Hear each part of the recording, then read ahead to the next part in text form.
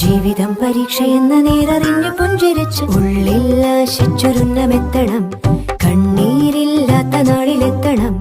പൂജ്യത്തിൽ നിന്നു മുന്നിലെത്തുവാൻ ഇത്രയും നേരമോ ഇത്രയും ദൂരമോ? ഉള്ളിൽ ആശിച്ചൊരുന്നമെത്തണം. കണ്ണീരില്ലാത്ത നാളിലെത്തണം. പൂജ്യത്തിൽ നിന്നു മുന്നിലെത്തുവാൻ ഇത്രയും നേരമോ ഇത്രയും ദൂരമോ?